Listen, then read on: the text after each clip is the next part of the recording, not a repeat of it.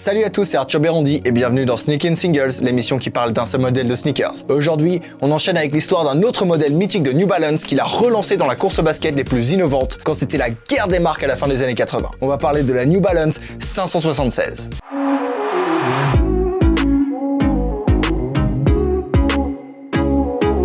À la fin des années 80, c'est la guerre entre les marques pour les chaussures de running. Les marques sortaient beaucoup de modèles différents et s'ils voyaient que le modèle ne décollait pas tout de suite, ils l'abandonnaient. Vous devez sûrement vous demander pourquoi je vous parle de ça. Eh bien, tout simplement parce que je viens de vous raconter l'histoire de la New Balance 576. Fin d'épisode!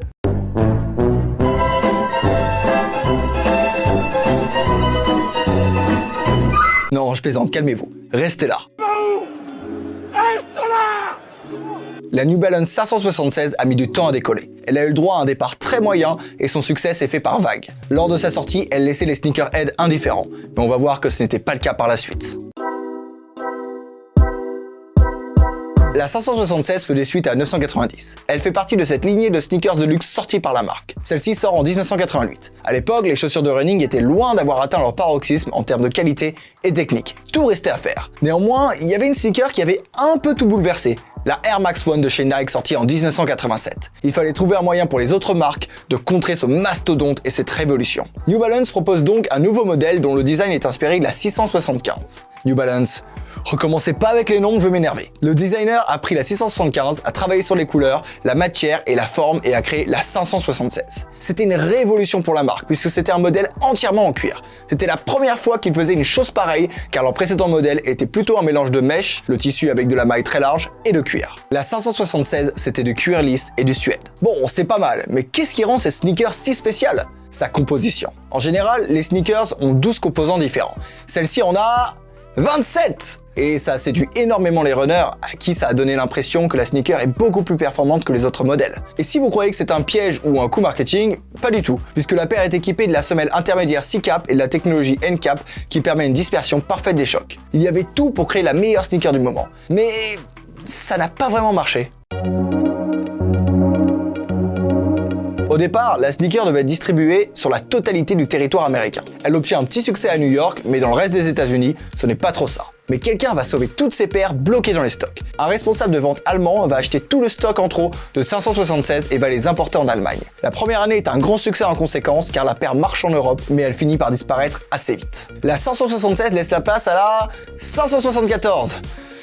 J'en ai marre. Bref, la 574 c'est comme la 576 mais avec une forme plus arrondie et masculine. Et on en parlera plus longuement la semaine prochaine d'ailleurs. Mais celle-ci a eu un succès beaucoup plus immédiat que la 576.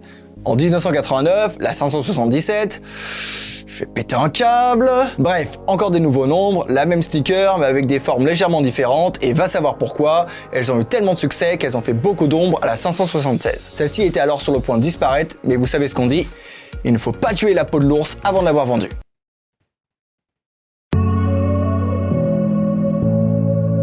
En 1997, ouais, longtemps après, la New Balance 576 fait son grand retour. Et vous savez grâce à qui ça a pu arriver ? Ce bon vieux Bill Clinton, l'ancien président des États-Unis, qui est sorti de l'hôpital avec une paire de New Balance 576 au pied. La légende dit que c'est lui qui a relancé le modèle. À la différence de 1988, le modèle n'est plus produit aux États-Unis, mais au Royaume-Uni et plus précisément à Flimby, dont j'ai beaucoup parlé dans l'épisode 5 de Sneakin' que je vous invite à aller voir. Celle-ci a eu le droit à de nouveaux coloris, du meilleur cuir et même de grandes marques voulaient collaborer avec New Balance et plus particulièrement ce modèle. Et après ça, tout s'enchaîne pour ce modèle. Dans 2007, elle est de nouveau tendance, mais le monde a déjà beaucoup changé et les collaborations sont à la mode. Il doit s'adapter au fait que les gens recherchent des produits rares et limités, et par conséquent, ils doivent améliorer leur communication. Et ils ont réussi.